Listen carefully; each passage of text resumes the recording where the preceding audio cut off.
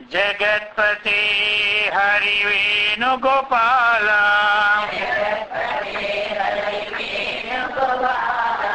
జగత్పతి హరి వేణుగోపాల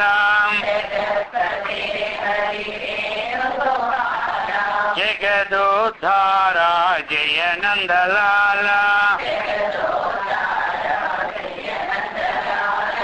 జగదోద్ధార జయ నందలాల మధురాధిపతే హే కృష్ణ గోపాల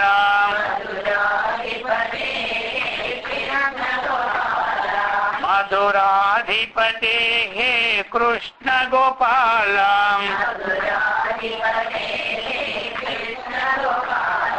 మధుర మధుర హే గాన విలోల మధుర మధుర హే గాన విలోల गोपाल कृष्ण भगवान की सद्गुरु महाराज की हर नम पार्वती पते हर हर महादेव पवित्रात्म स्वरूपुलగు ప్రియాత్మ బంధువులారా శ్రీ విష్ణు సహస్రనామ స్తోత్రం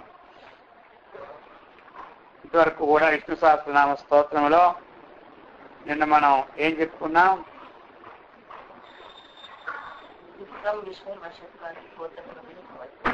చదవండి ఆ శ్లోకం అందరూ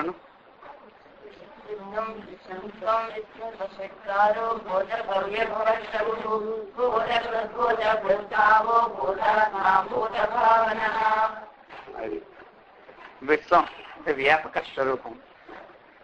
విశ్వం అంటే ఏంటి? మొత్తం ఏదైతే మనకు ఎంతవరకు వర్ణించుకొచ్చున్నారో ప్రతి దాని అణువులో కూడా ఉన్నటువంటి ఆ పరమాత్మ సమస్త జగత్తు కూడా అతడే వ్యాప్నోతీతి విష్ణు అన్నటువంటి విషయాలతో ఏమి నిన్న మనం పూర్తి చేసుకున్నాం. ఇక భూతాత్మ పరమాత్మ చ ముక్తానాం పరమాం గతిః అవ్యయ పురుష సాక్షి క్షేత్రజ్ఞో అక్షర ఏవ చ. అది ఇక ఈరోజు మరికొన్ని నామాలతో ఆయన్ని మనం స్తుతిస్తూ ఉన్నాం. నామాలన్నీ మనం రోజు చదువుతూ ఉంటుంటాం. నామం చదువుతున్నప్పుడు ఒక ఆనందం కలుగుతుంది. ఏమంటారు? ఆ నామం అన్నటువంటిది అర్థం తెలుసుకుంటే ఆనందం కొంచెం ఎక్కువ కలుగుతుంటుంది. మనం అనుకుంటున్నాం కదా, పుల్లారెడ్డి కొట్లో స్ట్రీట్ దుకాణంలో ఏంటి ఫేమస్? అదే వస్తువుల పేరు చెప్పరు కదా, అన్ని స్వీటే.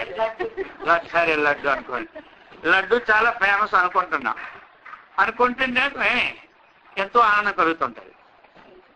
ఇప్పుడు ఆ లడ్డూని తింటే ఆనందం ఎంత కలుగుతుంది? కొంతమందికి లడ్డు అని ఉచ్చరించిన మాత్రమే తన్మయత్వం వస్తుంటుంటారు, నోట్లో నీరు ఊరుతూనే ఉంటుంటారు. ఏమంటారు? ఇప్పుడు ఆ లడ్డూని మనం తెచ్చుకొచ్చి తింటే ఆనందం. అలాగే నామం చదువుతున్నప్పుడు ఒక తన్మయత్వం వస్తుంటది. ఆ నామానికి ఒక భావం తెలుసుకుంటే ఇంకా అది ఎలాగ లడ్డు తింటే మనకి ఒక తృప్తి, ఒక మంచి విశేషంగా మనసుకి ఆనందంగా ఉంటుందో, ఆ నామం యొక్క భావాన్ని తెలుసుకుంటే అటువంటి తృప్తి ఇంకా ఆనందం ఎక్కువగా వస్తుంది. అటువంటి వాడిని కదా మనం చేస్తున్నామని అను. అందుకని పూతాత్మ చెప్తారు. విద్యా తపోభ్యాం పూతాత్మ అని ఒక వాక్యం. అర్థమైందా? పూతాత్మ అంటే పూతాత్మ పరమాత్మ. మనకేమంటారు? విద్యా తపోభ్యాం పూతాత్మ. ఈ పూతాత్మ ఎవరికి కావాలి? ఈ పూతాత్మ అంటే అర్థం ఏమిటి ఇక్కడ? పూత అంటే పూతరేకుల మీదకి వెళ్ళిపోతాయి ఎవరికి, కొంతమందికి. ఏమంటారు? కాబట్టి పూత. కాబట్టి పూత అనమాట. అంటే పూత అంటే ఏమిటి? పవిత్రమని అర్థం. ఆత్మ అంటే ఏమిటి? మనస్సు. ఆత్మ అంటే అంతఃకరణం. ఇక్కడ పూతాత్మ అంటే పవిత్రమైన అంతఃకరణం అని అక్కడ అర్థం. ఎక్కడ? విద్యా తపోభ్యాం పూతాత్మ. మన యొక్క మనస్సు అంతఃకరణము పవిత్రం కావాలంటే రెండు ఇచ్చారు అక్కడ. మన అంతఃకరణం పవిత్రం కావాలంటే రెండు సాధనలు ఇచ్చారు. ఒకటి విద్య, రెండు తపస్సు. ఈ రెండు ఉండాలి. అర్థమైంది కదా? అప్పుడు మనకి ఏమవుతుంది? పవిత్రమైనటువంటి అంతఃకరణం ఏర్పడుతుంది. ఈ రెండు ఎలాగ ఏర్పడతాయంటే, ఇప్పుడు మనం మాలిన్యమైనటువంటి బంగారాన్ని అగ్నిలో వేస్తే ఏ విధంగా అయితే శుద్ధి అవుతుందో ఆ అగ్ని దీనికి సాధనం అయింది. దేనికి? మాలిన్యం పోవడానికి. అక్కడ అగ్ని స్వయంగా వేసిస్తే అటు ఇటు తిప్పుతుండాలన్నమాట. ఏమంటారు దాన్ని? అటు ఇటు తిప్పుతూ ఉంటుంటేనే అది అటు ఇటు కదులుతూ ఉంటుంటుంది. ఏ పక్క అన్ని బాగా తొందరగా అవుతుంది. ఆ ప్రకారంగా దానికి చేసే వ్యక్తి ఉండాలి, దాన్ని పట్టుకునే పథకాలు ఉండాలి. ఇవన్నీ ఏమైనాయి? దాని మాలిన్యాన్ని బాగుపడ్డాను. అలాగనే మనము విద్య చేతనం, తపస్సు చేతనం అంతఃకరణాన్ని శుద్ధి చేసుకోవాలి. అంతఃకరణం స్వభావంగా మనం మలదోషంతో కూడి ఉంటుంది. లేకుంటే ఎవరు జన్మ వస్తుందా? జన్మ వచ్చినప్పుడు పర్సెంటేజ్ ఎక్కువ తక్కువ ఉంటుంది. కానీ ప్రతి వారికి కొంతమందికి 95% మలదోషం ఉండి 5% మామూలుగా ఉంటుంది. కొంతమందికి 90% పవిత్రం ఉండి 5% మలదోషం ఉంటుంది. ఏమంటారు? మొత్తం మీద ఇది ఉండాలి. అందుకని ఎటువంటి వారికి కూడా సాధన అవసరం. సాధన అవసరం. ఎంతవారం గొప్పవారు అవ్వచ్చు. అర్థమైంది కదా? అందుకని మరి పెద్ద పెద్ద వాళ్ళందరూ కూడా వారికి తెలియదా? కారణ జన్మలు అయిపోయినా ఇప్పుడు శంకరాచార్యుల వారు ఉన్నారు అనుకోండి, అద్వైతమే, తత్వమే. కానీ వారు అనుష్ఠానము 2 పూటలు చేసుకునేవారు. అర్థమైంది కదా? ఆ ప్రకారంగా మరి పెద్ద పెద్ద వాళ్ళందరూ మలయాళ స్వామి 12 సంవత్సరాలే కూర్చున్నారు గోకర్ణంలో. అర్థమైంది కదా? మరి దేనికోసం అది అంటే, ఏమైనా సరే పూర్వజన్మం యొక్క వాసనావాసితమైన అంటుకున్నటువంటిది ఏమంటారు అంటే, కొట్టికని నేను చెప్పిన మాట పెద్ద భావమైనా చిన్న భావమైనా అలాగని చెప్పి మాట ఉదాహరణ కానీ పూర్తిగా కొట్టి అక్కడ అర్థమైంది కదా? ఆ ఉదాహరణ మన కూడా మంచిదా? ఇక రేపు అన్నారు కదా, చిన్న భావమైన స్వామి పెద్ద గడ్డి పట్టుకోమనంట.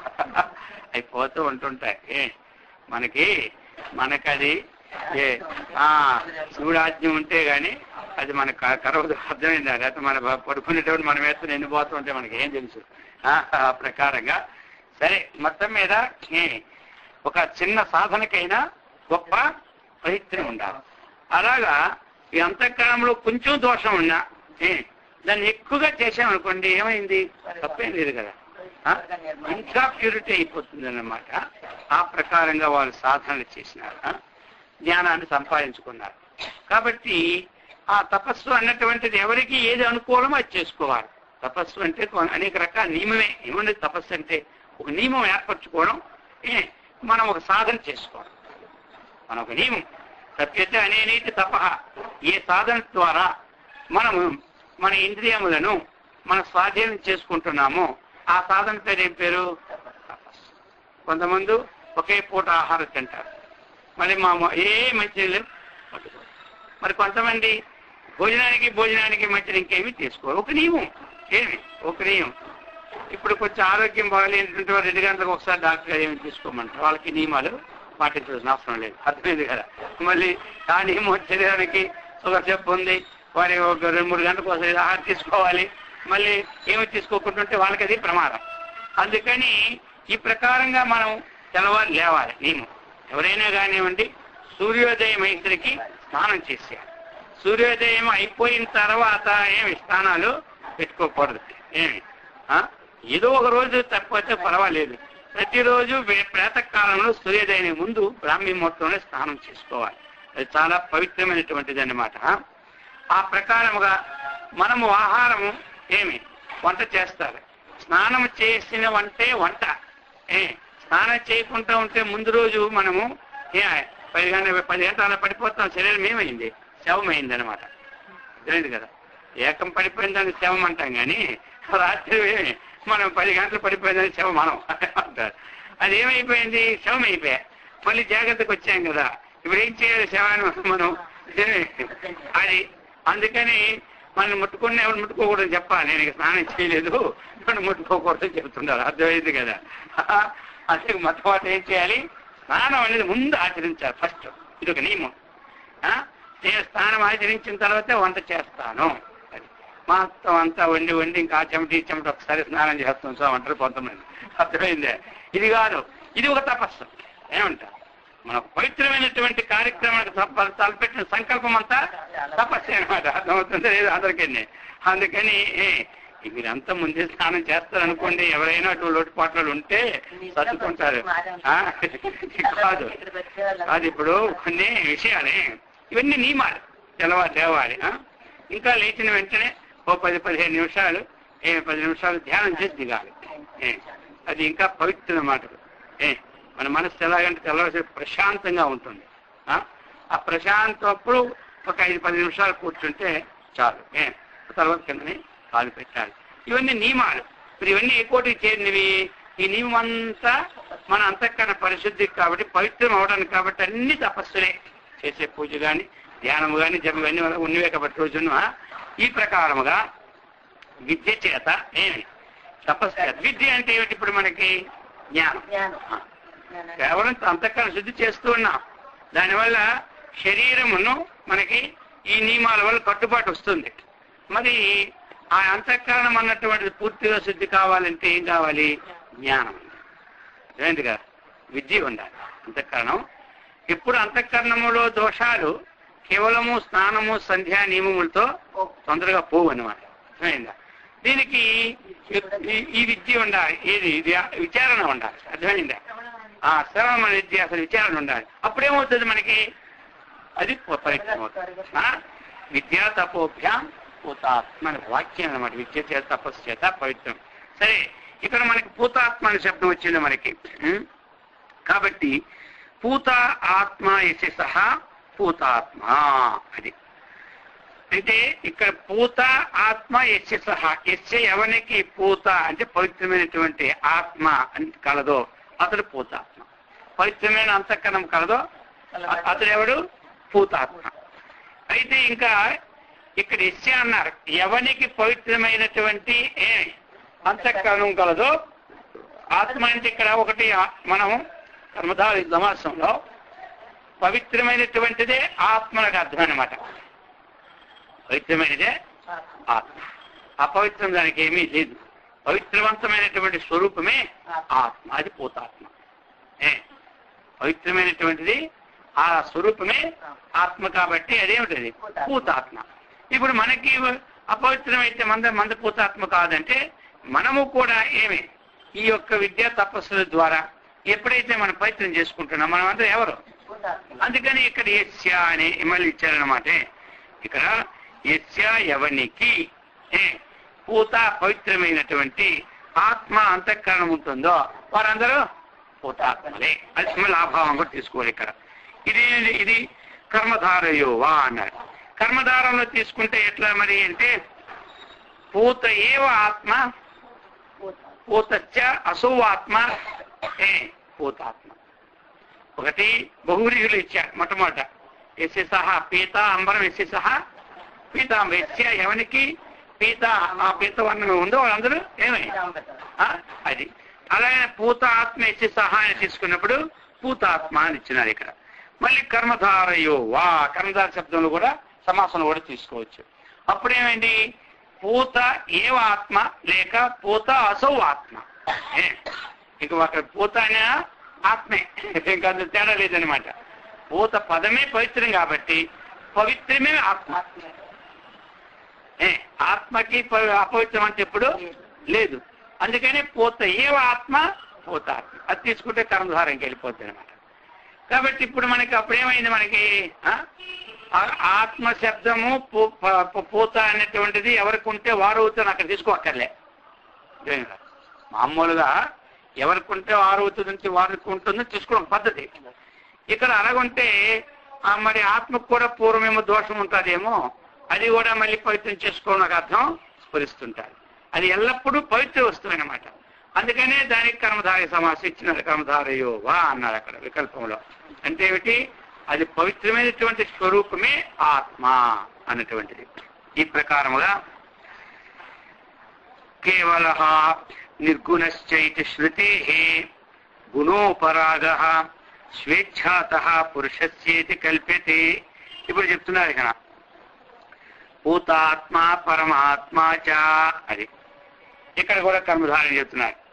ఎట్లా అంటే పరమస్య అసౌ ఆత్మ పరమాత్మ. పరమస్య అసౌ ఆత్మ పరమాత్మ. పరమమే ఆత్మ. ఇక్కడ పరమం ఒక దగ్గర, అసౌ ఒక దగ్గర లేదు. ఇక్కడ పరమం విశేషణం చేసుకోవడం కూడా లేదు. పరమ విశేషణం చేసుకోవడం కూడా లేదు. శ్రీమాన్ అన్నాం అంటే ఏమిటి? అతడు శ్రీమంతుడు. శ్రీమంతుడు అంటే అక్కడ ఏమైంది? విశేషణం అయింది. శ్రీమాన్ అంటే శ్రీమంతుడు అన్నాం, అప్పుడు ఏమైంది? విశేషణం అయింది. దరిద్ర అన్నాం, ఏమైంది? అప్పుడు విశేషణం అయింది. ఆ ప్రకారంగా ఇక్కడ పరము గొప్పవాడు అంటాం అతడు, అప్పుడు ఏమైంది? గొప్ప. గొప్ప అనేది విశేషమైంది. సంస్కృతిలో పరమహ అంటారు, తెలుగులో గొప్ప అంటారు. కాబట్టి ఇప్పుడు ఇక్కడ పరమాత్మ. పరమాత్మ అంటే ఇక్కడ పరం పరమస్య అసౌ ఆత్మ పరమాత్మ. ఇక్కడ వేడిగా కాదు, పరమస్య అసౌ ఆత్మ. పరం ఉత్కృష్టమైనటువంటిది ఏదుందో వస్తువు అదే ఆత్మ. అంతేగాని ఆత్మ గొప్పవాడని అర్థం ఇక్కడ కాదు. ఆత్మ చాలా గొప్పదని అర్థం ఇక్కడ కాదు. పదాల్లో ఇక్కడ పరమాత్మ అన్నారు కదండి. పరమాత్మ అంటే ఏమిటి? ఇప్పుడు మామూలు పరశబ్దం ఉపయోగించాలనుకోండి, పరం కార్యం, గొప్ప కార్యం అంటాం. అక్కడ పరం కార్యం, గొప్ప కార్యమే అంటాం అనమాట. ఇక్కడ గొప్ప ఆత్మ అనడానికి లేదు. గొప్ప ఆత్మ అంటే తక్కువ ఆత్మ ఒకటి ఉంటుందా? వాడు గొప్పవాడు అన్నాము, అప్పుడు ఏమైంది? ఇంకోడు తక్కువవాడు అర్థం విస్తరించిందా లేదా? ఆ విధంగా ఇది గొప్ప ఆత్మ అన్నప్పుడు ఇంకేదో న్యూనత ఆత్మ ఒకటి ఉన్నదనుకుంటాం. అలాగే ఇంకా పరమస్యసో ఆత్మ పరమాత్మ, అటువంటి పరమాత్మ చెప్తున్నారనమాట. మరి ఈ ప్రకారముగా ఇతడు ఎవరు? మరి పరమాత్మ అంటే మనకి కార్యకారణ విలక్షణ నిత్య శుద్ధ బుద్ధ ముక్త స్వభావ ఏమంటారు? పరమాత్మ అంటే కార్యకారణ విలక్షణ. కార్యానికి విలక్షణుడే, కారణానికి విలక్షణ. కార్యం ఘటానికి విలక్షణుడే, కారణం ఉపాదాన కారణానికి నిమిత్త కారణానికి కూడా విలక్షణుడే. ఏమి? కార్యకారణ విలక్షణ. ఇంకెవరు? నిత్య శుద్ధ బుద్ధ ముక్త స్వభావ. అది ఇది అనుకోవాలి. ఏమంటారు? కాస్త విచారణ, ఆత్మతత్వ విచారణం కొంచెం వచ్చిన తర్వాత తాను ఎవరు అంటే మనసులో ఎప్పుడు నిత్య శుద్ధ బుద్ధ ముక్త స్వభోహం. అహం అనుకున్న పర్లేదు, లేకపోతే అహం అంటే నేను నిత్య శుద్ధ బుద్ధ ముక్త స్వరూపుణ్ణా. నేను ఎవరినంటే ఆత్మ యొక్క స్వభావం ఏమిటి? ఆత్మ అంటే ఏమని అడిగారు అనుకోండి, అప్పుడు మీరు ఎక్కడెక్కడికో దూరం ఎత్తుకోలేదు. నిత్య శుద్ధ బుద్ధ ముక్త స్వరూపము కలదే ఆత్మ అంటే ఆన్సర్. ఎప్పుడైనా మీరు టీవీలో కానీ పేపర్లో కానీ ఆత్మ వచ్చింది అనుకోండి, ఏమిటని షార్ట్ కట్ లో చెప్పాలంటే ఏం చెప్పాలి? నిత్య శుద్ధ బుద్ధ ముక్త స్వరూపమే ఆత్మ అని చెప్పుకోవాలి. అర్థమైంది కదా? ఈ ప్రకారం ఇంకా మామూలు కార్యకారణ విలక్షణ అంటే తెలియదు. ఇంక మళ్ళీ దానికి పోలే మరి అదంతా మరి సమయ సంబంధమా, లేకపోతే ఏ కారణమా, ఇది అసంభయమా, లేకపోతే సంయోగమా అని రకరకాల అడుగువాదు. మళ్ళీ ఆ మొక్క చెప్తే దానికి అర్థం చెప్పమంటే తత్వశాస్త్రానికి వెళ్ళిపోవాలి. ఈ మొక్కలంటే ఈజీ అనమాట. నిత్యం అంటే ఏమిటి చెప్పండి? అందరూ వింటున్నారు కదా రోజు. ఏమి నిత్యం అంటే? ఎల్లప్పుడూ ఉండేదే. నేను నిత్యం ఈ కర్మ చేస్తానండి అంట, నిత్యం నాకు అదే పని అంట. అప్పుడు చెప్పిస్తారా మొక్క? ఇప్పుడు అడిగితే ఏదో అనుకుంటారా? నాకు నిత్యం అదే పని అంటారు. నిత్యము అంటే ఏమిటి? రోజు అని ఒక అర్థం మనకి. నిత్యం నువ్వు నిత్యం భోజనం చేస్తావా, అప్పుడప్పుడు భోజనం చేస్తావా అంటాడు. నిత్యం అంటే అది ప్రతిరోజు నాకు అర్థం వచ్చింది. ఇక్కడ నిత్యం అంటే సర్వకాల సర్వవస్థలు కూడా నిత్యమే. అజాగ్రత్త కానివ్వండి, స్వప్నకాలం అండి, సుషుప్తి కానివ్వండి, భూత భవిష్యత్ వర్తమానం కానివ్వండి, ఇదంతా నిత్యమే. శుద్ధము. శుద్ధం అంటే ఏమిటి? మలదోష రహితం. అదే అన్నమాట శుద్ధం అంటే మలదోష రహితం. ఇక్కడ మలం అంటే ఏమిటి? మరి మలం అంటే ఏమిటి? రాగద్వేషాదులు కూడా మలయుక్తం. అర్థమైంది కదా? మలదోషం అంటే రాగము, ద్వేషము, ఈర్ష్య, అసూయ ఇత్యాదులు ఉన్నాయి కదా. ఇదంతా ఏమిటి? మలదోషం. అది ఇది ముందు ఏమి మలదోషము. ఇంకా మలం అంటే ఏంటి? ఇది అది ఉంటేనే అంత జన్మ జన్మాంతరం నుంచి వచ్చిన ఏ పాపం అయితే ఉందో అది కూడా ఏమిటే మలదోషమే. అది ఉన్నప్పుడే ఇది వస్తుంటది. అది అంత ఎక్కువగా ఉంటే ఇది అంత ఎక్కువగా మనకి వస్తుంటాయి. అందుకోసమని ఇక్కడ మనకేమిటి శుద్ధము. శుద్ధం అంటే ఏంటి? ఈ మలాది దోషములు లేనటువంటిది. ఇంకెలాంటిది? ఇది బుద్ధం. శుద్ధమే కానీ ఎలాంటిది? జ్ఞానస్వరూపం. బుద్ధం అంటే ఏమిటి? బుధావగమనే ధాతులు కదా. అందుచేత బుద్ధం అంటే ఏదో జడ వస్తువులాగా గోడలాగా కాదు. ఇది ఆ గోడలాగా కాదు. కానీ శుద్ధం ఉండి బుద్ధం. ముక్త స్వభావ. ఇది ఎలాంటిది? ముక్త స్వభావ. ముక్తం అంటే త్యక్తం అని అర్థం. ముక్త అంటే విడిచిపెట్టడం కదా. త్యక్తం. ప్రపంచం అంతటా ఏమి ఉన్నా, ప్రపంచంలో ఇమిడిపోయి ఉన్నా దాన్ని ఏమి అంటుకునే స్వభావం దీనికి లేదు. వదిలే స్వభావం కానీ అంటుకునే స్వభావం దీనికి లేదు.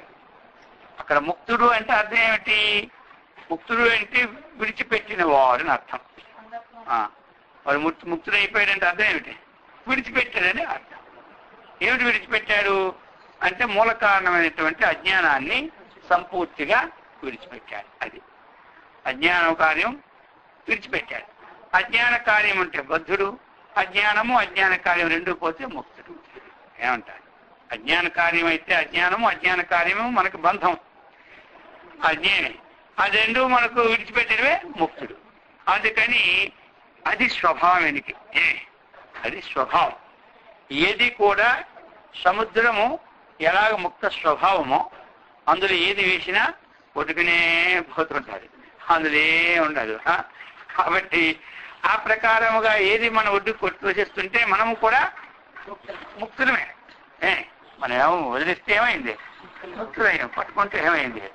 బంధమైంది. అంటే వదలడం ముక్తి, పట్టుకోవడం బంధం. ఈ ముక్తి ఎక్కడుందా? ముక్తినాథ్ దగ్గరికి వెళ్తే దొరుకుతుందేమో, లేకపోతే దొరకదేమో. ముక్తినాథ్ దగ్గరికి వెళ్ళాలి వద్దని చెప్పలే, అర్థమైంది కదా. అక్కడికి వెళ్ళినా మనం వదలగలమేమో ఆ ముక్తినాథని పట్టుకుంటే. ముక్తి వచ్చిందా అంటారు. ముక్తి రావడం కాదు. ముక్తి అంటే వదిలిందని అర్థం. వదిలిందంటే అందరికి మళ్ళీ దాని మీద మనస్సే ఉండదు. ఎన్నాళ్ళు కష్టపడి వదులుకోవడం ఏమిటంటారు. అర్థమైంది కదా. కాదు, మనం ఎన్నాళ్ళు కష్టపడి అది ఏదో ముక్తి అంటే ఏదో అనుకున్నాం కానీ వదలడం అయితే ఈ వదలడం సంగతి మాకు తెలియదా అని అనుకుంటారు. అర్థమైందే. అందుకోసం మోక్షం మోక్షం అంటే వదలేమనుకుంటా. ఏదో అక్కడ ఏదో రకరకాలైనటువంటి వింత వింత పంచరంగులతో కూడా ఏమైనా ఉంటాయేమో అనుకుంటారు. మోక్ష శబ్దానికి విడిచిపెట్టడమే, ముక్తి శబ్దానికి విడిచిపెట్టడమే. అందుకని మనం విడిచిపెట్టాలి. ఇక విడిచిపెట్టాలంటే ఇంట్లో ఏది విడిచిపెట్ట ఇదొక బాధ. ఇంట్లో విడిచిపెడితే ముక్తి రాదు. ఇంట్లో వస్తువులు విడిచిపెట్టాలని అడుగుతారు కొంతమంది. ఏ వస్తువు విడిచిపెడితే ముక్తి? కాశీని విడిచిపెట్టినట్టే. ఎంతమందికి విడిచిపెట్టారు? అందరూ ఎంతవరకు ఆచరిస్తున్నారు. కాశీలో విడిచిపెట్టి వస్తున్నారు.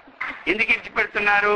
ఒక్కొక్క వస్తువు సత్వరజస్తమో గుణములతో కూడి ఉంటాయి. అన్ని వస్తువులను ఒక వస్తువులో రజోగుణం ఎక్కువ ఉంటుంది, ఒక వస్తువులో తమో గుణం ఎక్కువ ఉంటుంది. ఒక వస్తువు తిన్నారనుకోండి, ఆ వస్తువు విడిచిపెడితే దాని యొక్క ఏమి అనుశ్యూతంగా వచ్చిన గుణం పోతుంది. నాకు విడిచిపెట్టమంటారు.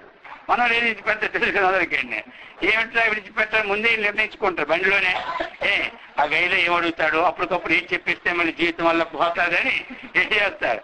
ఆ కుంకుడికాయ విడిచిపెడతారు. ఒక కుంకుడికాయ ఏమిటంటే ప్రాణ కుంకుడికాయ, ఇంకోటి చీకాయ. అదివైందే. ఈ విధంగా విడిచిపెడతారు. ఒకటేం చేసేది తెలుసా? యాపిల్ పండు విడిచిపెట్టేశాడు. వీడు కుంకుడే ఇద్దరు కలిసి వెళ్ళాడు. వీడు కుంకుడికాయ విడిచిపెడితే వాడు విడిచిపెట్టాడు, యాపిల్ పండు విడిచిపెట్టాడు.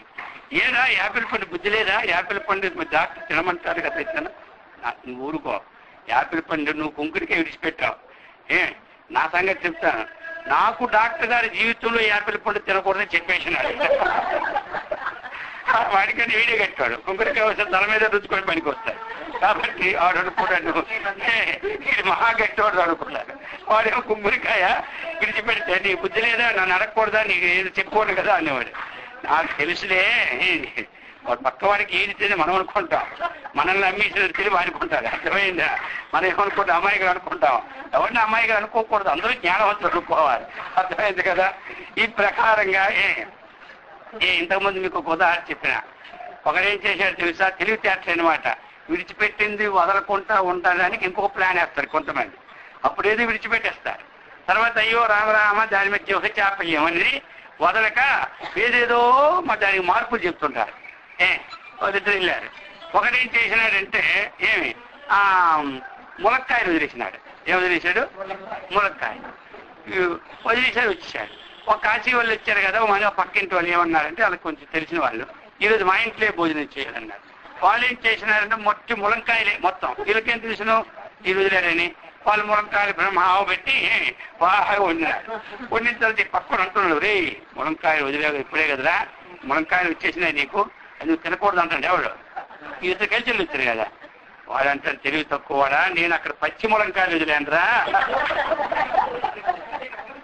ఇది ఉడకబెట్టిన ములంకాయ చెప్పినా అక్కడ చెట్టు కింద పచ్చి ములగ ఇది చెప్పమంటావు. మనం తెలివితే ఎలా ఉంటాయంటే పచ్చి ములగ వదిలేమంటాడు, అక్కడ ఉడకబెట్టిన ములంకాయ వదలలేదంట. అందుకని మనకి మరి ఈ విధంగా మనం ఉంటుంటే అంతఃకరణ ఎప్పుడు శుద్ధి అవుతుంది? అందుకని ఒక్కొక్క దాంట్లో ఒక్కొక్క గుణం ఉంటుంది అన్నమాట. అందుకని అది వదులుతారు, అక్కడ ఇంకేమీ లేదు.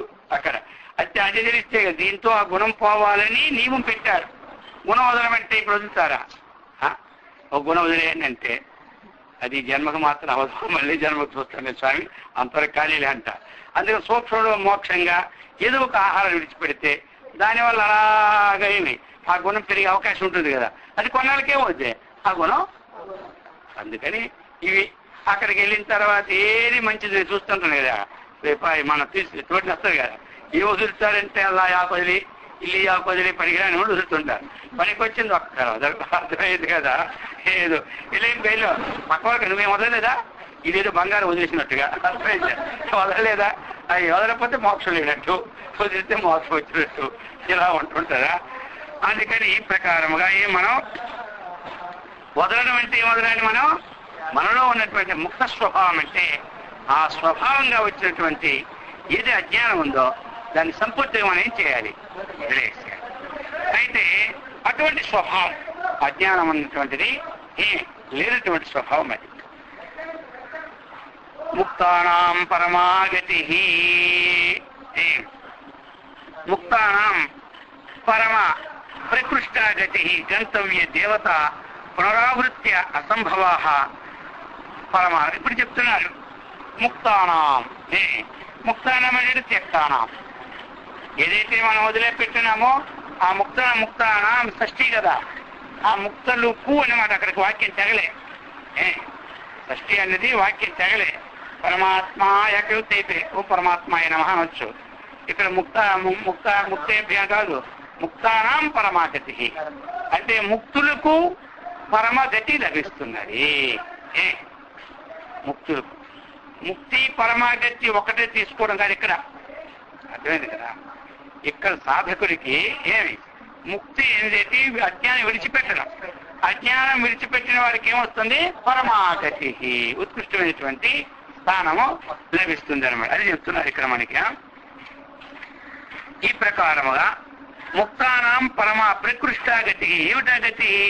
గంతవ్యా దేవతా పునరావృత్తి అసంభవా తద్గతస్యేతి ముక్తానాం పరమాగతి. పునరావృత్తి అన్నటువంటిది అసంభవం అన్నమాట. వీళ్ళ యొక్క గతి ఏమిటి? పునరావృత్తి రావడం. నస పునరావర్తతే నస పునరావర్తతే అంటారు. లాస్ట్ లో బ్రహ్మసూత్ర లాస్ట్ సూత్రం అంటారు కదా, సహ అతడు ఏమి పునః నా ఆవర్తతే. ఆవర్తతే అంటే రాడు అనమాట. మన భగవద్గీత నిత్యం చదువుకుంటూనే ఉన్నాం 15వ అధ్యాయంలో. యద్గత్వ ననివర్తంతే తద్ధామ పరమం మమ తద్విష్ణు పరమం పదం చెప్పినారు కదా. విష్ణువు యొక్క పరమపద ప్రాప్తి స్థానం ఏమిటి? యద్గత్వ దేనిని పొందిన తర్వాత, దేనిలో ప్రవేశించిన తర్వాత అంటే దేనిని మనం పొందిన తర్వాత. యద్గత్వ నా నివర్తంతే మళ్ళీ మరి రాము తద్ధామ పరమ. ఇది ఇక్కడ పరమాగతి అది అనమాట చెప్తున్నారు. పరమా ముక్తానాం పరమా గతి అని అందుకే చెప్పారు. మరి ఆ పరమగతి ఏమిటి అంటే భగవద్గీతలందు ఉదాహరణ ఇచ్చారు శంకరాచార్యుల వారి భాష్యంలో కూడా. మాముపేత్యత్ కౌంతేయ పునర్జన్మ న విద్యతే. ఏమయ్యా పరమాగతి అంటే మాం ఉపేత్య, మాం అంటే పరమాత్మను అని అక్కడ అర్థం, ఉపేత్య అంటే పొందడం. పొందితే ఏం లేదు అక్కడ పునర్జన్మ నవిద్య, ఇది భగవద్వచనం. కాబట్టి ఈ విధంగా ముక్తానాం పరమాగతి అవ్యయ అన్నారు. అవ్యయ అన్నమాట. వ్యయము అంటే ఏమిటి? నష్టం, అంతే కదా. మొట్టమొదటి కొత్త సంవత్సరం రాగానే ఏం చూసుకుంటాం, ఆదాయం ఎంత వ్యయం ఎంత. మొట్టమొదటి ఇది ఇక రేపు పార్టీ వచ్చిందంటే ఈ శాస్త్రి గారు రాలేదు, ఈ సంవత్సరం ఆదాయం ఎంత, వ్యయం ఎంత, రాజపూజ ఎంత, అవమానం ఎంత, కందాయ పొలంలో సున్నాలు ఉన్నాయా లేకపోతే ఎన్ని సున్నాలు ఉన్నాయి, ఈ ముట్టు చూసుకోవాలి లేండి. మరి శరీర సంబంధం కదా, మనం బాగుంటే కదా ఇవన్నీ పడతాయి. ఏమంటారు, శరీరం బాగాలేకపోతే ఏం పడుతుందా? అందుకని అవసరమే మనకి, అర్థమైంది కదా. అందుకని చెప్తున్నా పునరావృత్తి అవ్యయ అన్నాను. నవ్యేన వ్యతిథి అవ్యయ. వ్యయం అంటే నష్టం, వ్యయం అంటే నాశం, అర్థమైంది కదా. ఇది నాశరహితమైనటువంటిదే ఏమి? అవ్యయము. అవ్యయం అంటే ఏమిటి? మనకి నాశరహితం. అస్య దీనికి వ్యయ అంటే వినాశ, వికారో వా న విద్యతే అని చెప్తున్నారు ఇక్కడ మనకి. ఇక్కడ ఇది అవ్యయ. అస్య అంటే ఈ పరమాత్మకు, అస్య అంటే ఏమిటి? ఈ పరమాత్మకు ఏమంటే నా వ్యయ. ఏంటంటే వినాశము. ఏమంటే వినాశం. ఉన్న వస్తువు నష్టం కావడమే వ్యయం, అంతే కదా. వినాశం అంటే ఏమిటి? అది విశేషణ నాశం, వినాశం.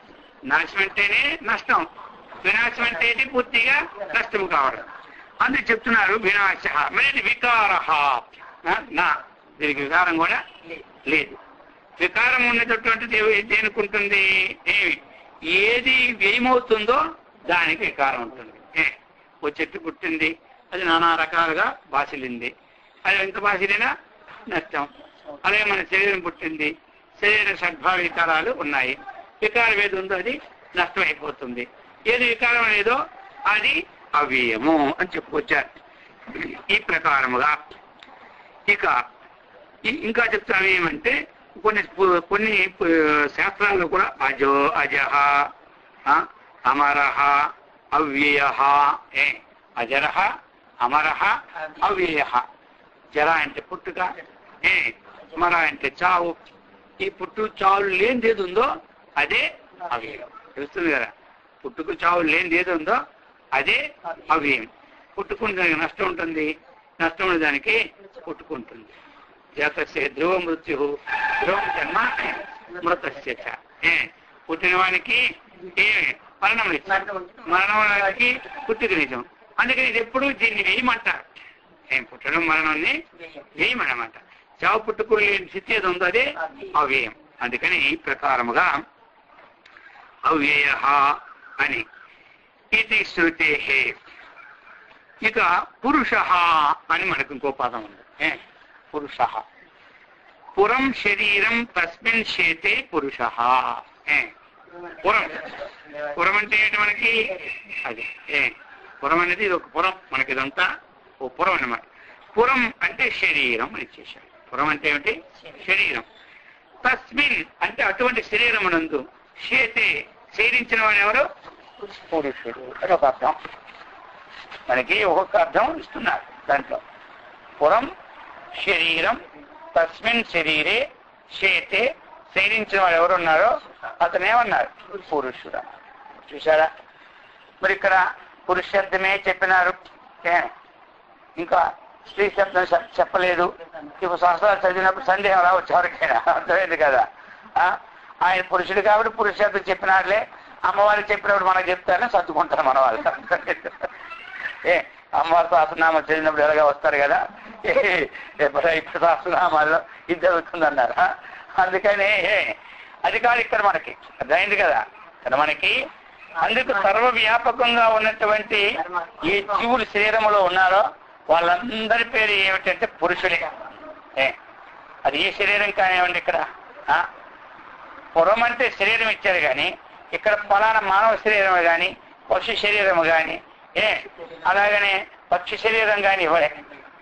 ఇక్కడ భాష్యంలో ఆచార్యులు వారు ఏమిచ్చారు? పురం శరీరం అనేశారు. మరి శరీరం పురుషుడు అయినప్పుడు అందరూ పురుషులైనా లేదా? అందరూ పురుషులే.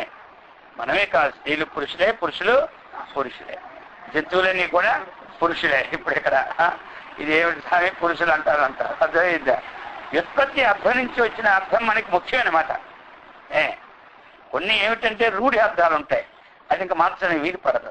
అక్కడ వ్యుత్పత్తి అన్నటువంటిది దాన్ని చక్కనైనటువంటి ఇంకొకరు ఆక్షేపణ కూడా చేయడానికి వీలు పడదన్నమాట. అది ఆ వ్యుత్పత్తి అర్థాల్లో. అది ఉత్పత్తి ఎక్కడి నుంచి వస్తుంది? మరి అది ధాతువు నుంచి ఉత్పత్తి మనకి ఇటు వస్తూ ఉంది. అందుచేత చెప్తున్నాడు ఇక్కడ మనకి ఈ విధంగా పురీచైతి పురుష, అందరూ కూడా పురుషులైనమాట. మరి పురం అంటే ఏమిటి అన్నటువంటిది మనకు సందేహం వస్తే చెప్తున్నా. నవద్వారం పురం పుణ్యం ఏతైర్భావై సమన్వితం పురుష. కాబట్టి ఇక్కడ ఎందుకంటే పుణ్యం నవద్వారం పురం అంటారు, అదొక విశేషణం. అర్థమైంది కదా? పుణ్యం వల్లనే ఈ మానవ శరీరం వస్తుందని ఇక్కడ స్ఫురింప చేస్తున్నారు జగద్గురు శంకరాచార్యుల వారు. ఇక్కడ పుణ్యం నవద్వారం పురం. మనం అందుకనే పుణ్యము అంటే ప్రత్యేకంగా చేస్తేనే పుణ్యం కాదు. ఏ ఆశ్రమానికి ఏ కర్మలు విధించున్నాయో ఆ కర్మలు చేసుకోవడమే ఇక్కడ పుణ్యం. తర్వాత ఇకపై మిగతా కార్యాలు ఏమి మనకి ఏదో 4 డబ్బులు ఉంటే 10 మందికి ఇవ్వచ్చు, లేదు మనకు శక్తి ఉంటే ఏమి ఎక్స్ట్రా పూజలు చేసుకోవచ్చు, అన్ని చేసుకోవచ్చు. కానీ ఇక్కడ ఏమిటి పుణ్యము అంటే ఇప్పుడు ఎవరికి ఏమీ లేదు, మరి ఆయన పుణ్యం రాదా, మరి ఆయన మానవ శరీరం రాదా? కొంతమందికి మానవ శరీరం రావడానికి కారణం ఏమిటి అంటే పుణ్యం అని చెప్పినారు. మరి పుణ్యం అంటే ఏమిటి పుణ్యము? మరి రోజు డబ్బులు ఇవ్వాలంటే ఎవరికైనా ఉంటాయా? పుణ్యం లేక రాదంటే ఇక్కడ పుణ్యం ఏమిటి? ఎవరికి ఏ వేద విహిత కర్మ ఏ ఆశ్రమానికి విధించినారో ఆ మోక్ష ప్రసక్తి వారికి లేకపోయినా, అర్థమైంది కదా, మానవ జన్మ మాత్రం వారికి గ్యారంటీ అనమాట. ఏ ఆశ్రమంలో ఉన్నప్పుడు ఆ నియమాలను చక్కగా పాలిస్తే ఒకవేళ మోక్షం కోసం ప్రయత్నం చేయడానికి ఏమి అవకాశం లేకపోయినా, సామర్థ్యం లేకపోయినా, అర్థమైంది కదా, వారికి ఏమైపోతారు భయమో లేదు, జన్మే. ఏమంటారు? ఇదిలో తప్పదు. సరే, ఇంకా అందులో మనకి ఉత్కృష్టము నికృష్టము అన్నటువంటివి ఏమి చేయదానివి చేసి చేయదగినవి చేయకుండా వదిలితే నికృష్టం వస్తుంది, చేయదగినవి చేస్తూ విశేష కార్యక్రమాల్లో మనం పాల్గొంటే ఉత్కృష్టము వస్తుంది. ఏమంటారు? ఉత్కృష్టమన్నమాట. ఇప్పుడు మనం నిత్యం చేస్తున్నాం, మరి ఎన్నో ఏమి అన్నదానాలు చేస్తూ ఉన్నాం, పూజలు చేస్తూ ఉన్నాం, హోమాలు చేస్తూ ఉన్నాం, ఈ సత్సంగాలు విచారిస్తున్నాం. మరి ఇది ఏమి ఇది ఇంకేమిటి అమితమైన అయింది కదా. ఈ అమితం ఎక్కువ పుణ్యం ఉండాలి. ఇప్పుడు మనకి ఒక 10 కోట్లు సంపాదించాలని ఉంది ఈ సంవత్సరం. సంపాదించని వీటి దగ్గర ఉంది 1,00,000 రూపాయలే. ఈ 1,00,000 రూపాయలు 10 కోట్లు వస్తాయా? ఈ సంవత్సరం మనం 10 కోట్ల లాభాన్ని పొందాలనుకుంటే ఉన్నది 1,00,000 రూపాయలు. ఈ 1,00,000 రూపాయల వ్యాపారంతో సంవత్సరం 10 కోట్లు సంపాదించగలమా? చెప్పండి. సంపాదించడం 10 కోట్లు సంపాదించాలి అంటే ఒక 20 కోట్లు 30 కోట్లు వారికి ముందు నిలవ ఉండాలి. దాని వ్యాపారంతో 10 కోట్లు వస్తాయన్నమాట. అలాగనే ఈ పుణ్యాధిక్యత ఎక్కువ ఉన్నప్పుడు మనకి ఎప్పుడు మనకి అనంతమైనటువంటి పుణ్యం కలిగి సత్సంగ విచారణాదులు మనకి ఎక్కువగా మనకి పడతాయి. అర్థమైందా లేదు అందరికీ? వాక్యం అర్థమైందా? ఆ సౌండ్ మీద అయిపోయింది కాదు. మనకి పుణ్య ఆత్మజ్ఞానం అన్నటువంటిది అనేక కోట్ల పుణ్యం, అది అర్థమైంది కదా. మరి దానికి కావాలి అంటే కేవలం ఒక నిత్య కర్మలు ఆచరించి వదులుకుంటే అటువంటి లాభం వస్తుందా? అటువంటి లాభం రాదు. మరి దానికి మనకి అన్ని విధాలా గ్రహించినటువంటి శక్తి అంతకన్నా రావాలి. కాబట్టి మన సమయాన్ని ఆ భగవన్ నామం చేత గాని, భగవద్ ధ్యానం చేత గాని, భగవద్ జపం చేత గాని, భగవద్ విచారణ చేత గాని మనం సమయాన్ని పెంచుకొని పోతూ ఉంటుంటే అప్పుడు మనకేమవుతుంది? అనంత కోటి అయినా సరే సమానం కానటువంటి పరమాత్మ జ్ఞానం మనకి లభిస్తుంది. దానికోసం మనం చేస్తున్నామని అర్థమైంది కదా. ఇహలోకంలో మనం క్షేమంగా ఉంటూ ముఖ్యమైనటువంటి ఆత్మతత్వ అవగాహన కోసం అనేక రకాలైనటువంటి ఆధ్యాత్మిక క్రియల్లో జీవనం మనం నిత్యం గడపడానికి కారణం ఏమిటంటే అది. మరి ఇది సంపాదించుకున్నాడు. ఓ సాధన చతుష్టే సంపత్తిని బాగా గడించినాడు. ఇది ఒక సంపత్తే కదా మనకి. మరి ఈ సంపత్తి ఏమిటి? మరి ఎట్లాగైతే మనం 10 కోట్లు వ్యాపారం పెట్టి 50 కోట్లు వస్తుందో చేయడానికి 40 కోట్లు అని అనుకోండి, ఉదాహరణ చెప్తున్నా. ఆ ప్రకారంగా ఒక సాధన చతుష్టే సంపత్తిని బాగా గడించుకున్నామంటే మొట్టమొదట వారికి అనంత పుణ్య ఫలదాయక బ్రహ్మజ్ఞానం మనకి కలగడానికి అవకాశం ఉంటుందన్నమాట. అందుచేత ఇక్కడ పుణ్యం నవద్వారం అన్నారు. ఇది మనం చూడడానికి అపవిత్రంగా ఈ నవద్వారాలు నవద్వారాల నుండి స్రవించినప్పటికీ ఆ శ్రవణ చూస్తే మనకంతా అసహ్యమే వస్తుంది కదా, అర్థమైంది కదా. ఏ పుణ్యం ఏదో ఒకటి ఈ నవద్వారం నుంచి మనకి వస్తున్నటువంటి చూస్తే కరిగిందే కరగాలి. మనం ముఖ్యమే చేయలేదంటే ఏం చేయాలంటే చేయి కడుక్కోవాలి, అర్థమైంది కదా. ఈ ప్రకారంగా ప్రతిదీని ఇందులో పెట్టేది గురిమి తీసాం, వెంటనే చెయ్య కడుగుతూ ఉండాలి. ఇది అపవిత్రమే అయినా సరే ఈ శరీరము ద్వారా పరమాత్మ తత్వాన్ని మనం పొందడానికి యోగ్యత కాబట్టి ఈ శరీరము పవిత్రమన్నమాట, అర్థమైంది కదా. ఇది పుణ్యం వల్లనే లభిస్తుంది, ఇంకో ఏమీ లేదు. మనకి ఎలా లభిస్తుంది? పుణ్య మహతా పుణ్యపన్యేన క్రీతేయం కాయనౌస్త్వయా పారం దుఃఖో దధేర్గంతం తరయావన్ నవిద్యతే అన్నారు, అర్థమైంది కదా. శంకరాచార్యుల వారు ఈ శ్లోకం ఎక్కడ వేరు చూడమనిలోనే మహతా పుణ్యపన్యేనా, అర్థమైందా. గొప్పదే పుణ్యమైన వ్యాపారము ద్వారా. పన్నమంటే వ్యాపారం, వ్యాపారం అంటే వ్యాపారం కాదు, ఇదే మనం చేస్తున్నటువంటిదే ఇది వ్యాపారం అన్నమాట. కాబట్టి ఇది ఏం చేస్తున్నారు? మహతా పుణ్యపని క్రీతేయం కాయనౌహు, క్రీతేయం అయం క్రీత. ఈ యొక్క నావని కొనుక్కున్నా. ఏ నావను? ఈ శరీరం అనే నౌహు అన్నారు, నావను కొనుక్కున్నా. అయం క్రీత దేని చేత? పుణ్యమనే ధనం ఇచ్చి ఈ శరీరాన్ని మనము కొనుక్కున్నాం. ఒట్టికి వచ్చిందా? ఒట్టికి రాలే. మొట్టమొదటి ఇచ్చినప్పుడు ఒట్టికి ఇచ్చేసినాడు ఆయన. మొట్టమొదటి ఇచ్చినప్పుడు మొట్టమొదటి అందరూ కొట్టు ఓపెన్ చేసినప్పుడు కూడా ఏం చేస్తారు? అన్ని ఒట్టికి కొన్ని పంచేస్తారు. మొన్న రోజు అదే పనే.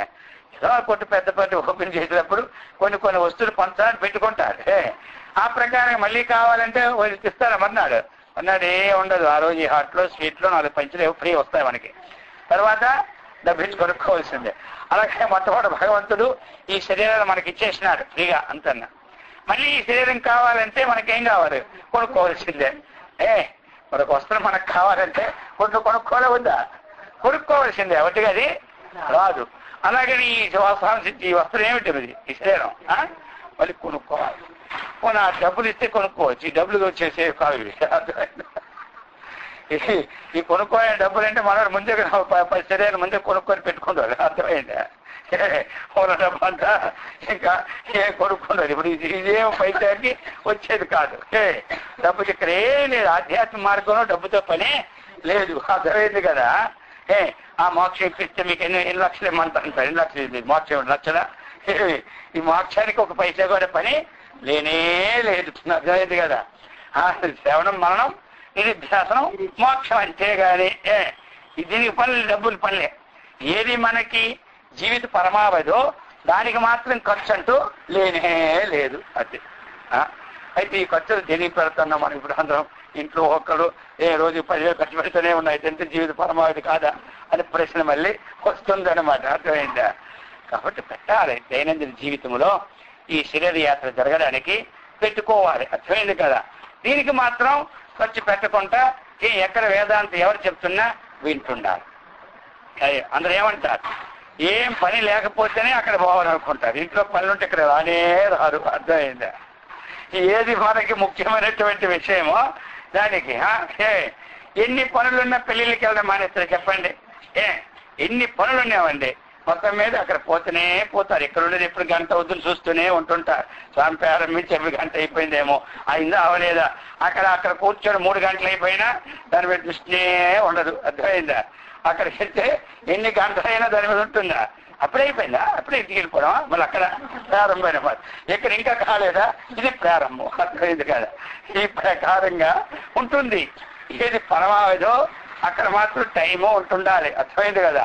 చూస్తుంటాం. ఏది పరమావధి కాదో అక్కడ టైంనే ఉండదు. ఇక్కడికి వచ్చినప్పుడు మళ్ళీ ఆ పక్క వాళ్ళకి దీని మీద అభ్యాసమే లేదు, ఎందుకు పెడదాంలే. మళ్ళీ అదొకటి, ఆ పక్క వాళ్ళకి దీని మీద పెద్ద అభ్యాసం లేదు. అదే పెళ్లి అభ్యాసం లేదు, ఇంకా రారా మీరు, సినిమా పోయినప్పుడు ఇంకా రారా అని పిలుస్తూనే ఉంటుంటారు. మరి ఇక్కడికి వచ్చిన పిలవచ్చు కదా ఒకళ్ళని, అర్థమైందా? వాళ్ళకి అభ్యాసం తీసుకొచ్చినాం కాబట్టి వాళ్ళ మనసు ఎక్కడ బాధపడుతుందని ఇక్కడ పిలం, అర్థమైంది, ఇతరులు బాధ పెట్టకూడదని. అందుకని అలా కాదు, పిలుస్తూనే ఉంటున్నారు, పక్క వాళ్ళనే పిలుస్తుంటారు. పిలిస్తే ఏ లాభం వస్తుంది? మన పుణ్యం మనకు వస్తూ, ఆ పిలిచిన దాంట్లో 5% 10% కమిషన్ మనకు వస్తూనే ఉంటారు. వాళ్ళ విన దాంట్లో కూడా మనకి కమిషన్ గ్యారంటీ, అందులో ఏమీ లేదు, అర్థమైంది కదా. అందుకోసం ఈ ప్రకారంగా అన్ని మనం చూస్తుండాలి. సరే, ఇప్పుడు ఎక్కడున్నా మనం? మన శరీరంలోనే ఉన్నాం. ఎక్కడున్నామంటే ఇక్కడే ఉన్నాం, ఎక్కడికి పోలే. నవద్వారం పురం పుణ్యం ఏతైరికి భావైకి సమన్వితం. ఎక్కడుంటుంది చైతన్యం? దీన్ని భావించుకొనే ఇందులో ఉంటుంది. అర్థమైంది కదా. ఎక్కడైతే మనకి ఈ సెల్ ఫోన్ ఇప్పుడు చేస్తూ ఉన్నాం, ఈ దీని భావన ఎక్కడుంటే అక్కడ పోద్ది. మనం చేసినటువంటి రింగు ఎక్కడ పోద్ది? దీన్ని భావించేది దగ్గరికి పోతుంది. ఇంకో దగ్గరికి పోతుందా చెప్పండి? ఇంకో దగ్గరికి పోదు. అలాగనే పరమాత్మ అంతటా వ్యాపకమైనటువంటిది ఎక్కడ పోతుంది? ఈ శుద్ధమైనటువంటి అంతఃకరణం ఎక్కడెక్కడ అంతఃకరణం ఉందో అక్కడక్కడికి చైతన్యం ఏమవుతుంది? అవుతుంది, అక్కడక్కడ కదులుతుంది అనమాట. ఎక్కడ దీని నెంబర్ ఉందో ఆ నెంబర్కి అక్కడికే పోతుంది, ఇంకో దగ్గరికి పోదు. అలాగనే ఇప్పుడు గోడ మీద ఉంది, గోడ మీద ఆత్మ ఉన్నా ఈ చైతన్యం అంతఃకరణమునందు ప్రతిఫలించినటువంటిది ఏదుందో దీనికి దానికి తేడా ఉంటుంది. అర్థమైంది కదా. ఇప్పుడు ఆవులు ఉన్నాయి, గేదెలు ఉన్నాయి, అవి కూడా సెల దగ్గర పెట్టుకున్నాయి అనుకోండి, ఈ సెల ఫోన్ వెళ్ళింది అనుకోండి వాడి దగ్గరికి, దానికేమి తెలుస్తాయా?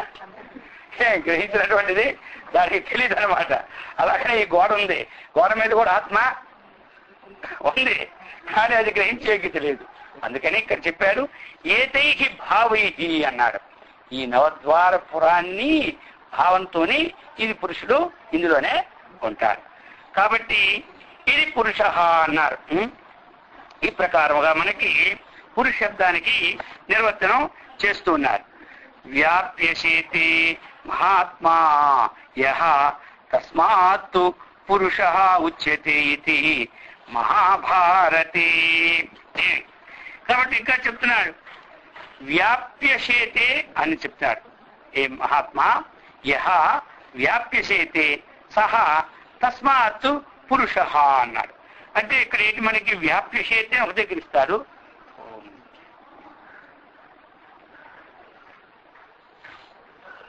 కాబట్టి ఇంకా ఏమిస్తారు మళ్ళీ పూర్ణత్వాత్ పురుష. అది దీనికి ఒకటే అర్థం అనమాట. పూర్ణత్వాత్ పురుష. ఏమి పూర్ణత్వం అంటే అంతటా వ్యాపకమైంది కూడా పురుష శబ్దానికి వాచ్యమే. మహాభారతం ఏమన్నారు? వ్యాప్యసేతే ఏమంటారు? అన్నిట్లో కూడా సేవించిన వాడు పురుషుడు అంటారు. ఈ ప్రకారముగా యద్వా ఆస్తేహే వ్యత్యస్త అక్షరయోగాత్ ఆసీత్ పురా పూర్వమేవేతి విగ్రహం కృత్వా విత్పాదిత పురుష అనిపిస్తున్నారు అన్నమాట మనగా. అథవా చెప్తున్నారు ఇక్కడ పూర్వమేవేతి అంటే పూర్వమే నేనెందు ఉన్నాను కానా. ఇదొక వ్యాఖ్య. అంటే ఆ శబ్దానికి ఏ రకాల ధాత్వ ఉత్పత్తులు వస్తాయో అవన్నీ ఇస్తున్నారు ఆచార్యుల వారి ఇక్కడ మనక. అంటే పూర్వమే నేను ఎందున్నాను కనుక అదే పురుషుని పురుషత్వము అని. పూర్వమే. పూర్వం అంటే ఎప్పుడు పూర్వము? ఎప్పుడు దీన్ని ఆడించుకునే ఉంటుంటది, ఎప్పుడు కూడా ఆడించుకొని ఉంటుంది. ఇప్పుడు మనకి ఈ జీవి కరణం అయిన తర్వాత జీవి ఉత్పాది అయింది. కొంతమంది ఏమిటంటే 6 నెలల్లో 7 నెలల్లో ప్రాణం వస్తుందని మనకి అనుకుంటుంటారు గర్భోపనిషత్తు ప్రకారంగా ఏదో ఒకటి. కానీ మొట్టమొదటి నుంచే ఈ దీని యొక్క చైతన్యమ శక్తి వ్యాపించే ఉంటుంది. చైతన్యమయ శక్తి ఎక్కడ వ్యాపించి లేదో అక్కడ ఆ పదార్థం అనేటువంటి చెడిపోతుంది అనమాట. అర్థమైందా? ఆ పదార్థం ఏదిగానే ఉండదు, ఆ పదార్థం చెడిపోతుంది అది అక్కడ. కాబట్టి ఎక్కడి నుంచి వస్తూ వస్తూ వస్తూ వస్తూ వస్తుందో మనకి భూమి మీదకి వాసనలకు వచ్చి ఆ వాసనలను మనం తింటున్నా దాంట్లోని చైతన్యం వ్యాపకమయ్యి అక్కడి నుంచి మళ్ళీ మనం తినే దాంట్లో వ్యాపకమయ్యి ఏమి ఆ యొక్క సూక్ష్మ చరిత్రాల్లో వ్యాపకమైపోయి ఏమి అక్కడి నుంచి ఇది మనకి కాబట్టి పూర్వం నుంచి ఉన్నదే ఇది పురుష ఏమండి అందుచేత చెప్పుకున్నారు అనమాట. ఇక్కడ మనకేమిటి ఈ యొక్క పురుషత్వం పురుషుని అన్నట్టు ఒక శృతి అనమాట. పురుషత్వం పురుషుని అని శృతి ద్వారా కూడా మనకి చెప్తూ ఉన్నారు. ఈ ప్రకారముగా పురుష అథవా పురుషు భూరిషు ఉత్కర్షశాలిషు సత్వేషి సిదతి ఇది పురుష. ఆ పురుషార్థానికి అనేక విధాలుగా మనకి ఇక్కడ ఇస్తున్నారు అనమాట. అంటే ఇక్కడ ఏం చెప్తున్నారు? అథవా ఉత్కృష్ట ఏమి ఉత్కృష్టములైనటువంటి మనకేమిటి ఈ ప్రాణాలన్నీ మనకేమిటి ఉత్కృష్టమన్నమాట. శరీర ఇంద్రియాలన్నిటికన్నా ప్రాణం అనేది ఉత్కృష్టం. లెక్కన ఇంద్రియం నష్టమైపోయినా ఏ ఇంద్రియం నష్టమైపోయినా పర్వాలేదు, కానీ ప్రాణం నష్టమైందా ఇంద్రియాలేవి పనిచేయ అయిందా దాని విలువ తెలుసుకోక అన్ని ఏమనుకుంటారు? నేను గొప్ప నేను గొప్ప నేను గొప్ప అనుకుంటుంటాను. ప్రతివారు నేను గొప్ప నేను గొప్ప అనుకుంటాను. విలువ తెలియక ముందు ఏమంటారు? అన్నీ నేనే గొప్ప అంటారు. అలాగని ఇంద్రియాలకు కూడా అన్ని నేనే గొప్పని మొదలెట్టాయి. అర్థమైంది కదా? వాగేంద్రియం నేను లేకపోతే పని అవుద్దా? నేనే గొప్ప. కర్ణేంద్రియం నేను లేకపోతే పని అవుద్దా? నేనే గొప్ప. ఇది రోజు యుద్ధమే మన ఇంట్లో. యుద్ధాలు అలాగే లోపల యుద్ధాలు. వీళ్ళందరూ ఏం చేశారు తెలుసా? మొత్తం ఒకసారి బ్రహ్మదేవుడి దగ్గరికి వెళ్ళి ఆయన అడిగారు అనమాట. ఏమిటి పుట్టించిన నువ్వు కాబట్టి నీకు తెలియాలా? మాలో ఎవరు గొప్ప చెప్తున్నారు. వాళ్ళు అంతమే చెప్పిస్తారా? ప్రతి వాళ్ళు అంతమే చెప్పరు. వాళ్ళు ఏమిటి కొంతమంది అంటారు కదా కట్టేం ఎరగదు ఇంకా ఇలా ఉంటుంది అనమాట. అర్థమైంది. ఆ పెద్దవాళ్ళు అంతా ఇలా ఉంటుంది అనమాట పని. సరే ఆయన చెప్పారు, ఇక వాళ్ళకే చూసుకోండి నేను ఎవరి గొప్ప చెప్పినా ఇంకా ఆయన దీని పక్షపాతం ఉంది కాబట్టి ఆయన గొప్ప అన్నాడు. కానీ నిజంగా గొప్ప అన్నాడు మళ్ళీ వెనక రాజకీయం నిలుస్తూనే ఉంటుంటారు. ఇప్పుడు 10 మంది ఉన్నారు అనుకోండి, మళ్ళీ ఎవరు గొప్ప అని ఎదురుగా అడిగారు అనుకోండి, మళ్ళీ ఆయన వారు గొప్ప నేను అనుకోండి. ఇప్పుడు ఏమిటి మళ్ళీ 9 మంది ఇక వెనక మళ్ళీ ఇది ఒక పార్టీ తయారైపోద్ది, అదో పార్టీ తయారవుతాయి. ఇక ఈ పార్టీలు ఇదే వస్తుంటాయి. అందుకని అన్ని ఆలోచించి ఆయన మహాయుక్తి పద్ధతిలో అయ్యా మీ శరీరంలో అందరూ ఉన్నారు కాబట్టి మీ శరీరంలో ఎవరు లేకపోతే శరీర స్పందన ఆగిపోతుందో వారి గొప్ప అన్నారు. ఎవరు లేకపోతే శరీర స్పందన ఆగిపోతుందో వారు గొప్ప అన్నారు. అంతలోనికి ఏమైపోయింది? వెంటనే ఈ నేర్చేది ఉంది కదా, ఏంటి సంగతి చూస్తాం. నేను కదా లోకాన్ని చూసి అన్ని వస్తువులు చేస్తూ ఇస్తూ ఉన్నాను కాబట్టి నేను సరే అది అనుకుంది. నేను 1 సంవత్సరం సెలవు పెడుతున్నాను ఈ శరీరానికి. సెలవు పత్రం ఒక్కసారి తీర్థయాత్ర వెళ్ళి వస్తున్నాను. ఎవరు కన్ను తీర్థయాత్రకి వెళ్ళింది. ఎవరు కన్ను తీర్థయాత్ర చేసుకున్న సంవత్సరం వచ్చేసింది. దీనికి ఏమిటి నేను లేకపోతే పని లేదు, పని అవ్వలేదు కదా శరీరానికి అనుకుంటుంది. అయ్యా ఎలా జరిగింది ఈ కార్యక్రమం? ఎలాగేమిటి బ్రహ్మాండంగా జరిగింది అన్న. నేను లేకపోయినా లేవు. ఎంతమంది కళ్ళు లేని వాళ్ళు లోకంలో లెక్క పెడితే ఇప్పుడు 1 కోటి మంది ఉంటారని ఒక్కరి వాళ్ళు కాదు. ఏమంటారు?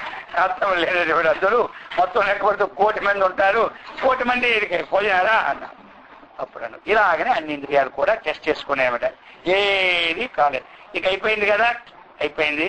ఇక నేను ఎందుకు నేను కూడా టెస్ట్ చేసుకుంటాను అనుకోని ఒక్కసారి ప్రాణం లేచింది అన్నమాట. ఎవరు ఈ లేచినకి ఇంద్రియాలు ఇలా ఆడిపోతున్నాయి. అర్థమైందా? ఇంకా అప్పుడు ప్రారంభించినాయి. నువ్వు ఇంద్రుడువు, చంద్రుడువు, లోక శాస్త్రుడువు, అంత శాస్త్రకర్త, పరంజ్యోతివు, పరంధామవు, నీవే అంతటికి ఆధారం అని మళ్ళీ ప్రార్థన మొదలెట్టాం. అర్థమైంది కదా? మొదలెట్టేసరికి ఎంత ప్రార్థన చేస్తూ మనం పోతే ఏమి లాభమే? ప్రార్థన చేసినప్పుడు పోయి తర్వాత వస్తే మళ్ళీ ఏమైనా ఉంటుందా? కాబట్టి అప్పుడు గౌరవులు ఇప్పుడు గౌరవులు అనమాట. అందుకనే 10 మంది ప్రార్థన చేసినప్పుడే పరిశీకరించాలి. అప్పుడు పోయి తర్వాత వస్తారంటే ఈ ప్రార్థన మళ్ళీ ఉండదు. ఉంటే పోతే పోయాలి అనుకుంటారు. అర్థమైంది కదా?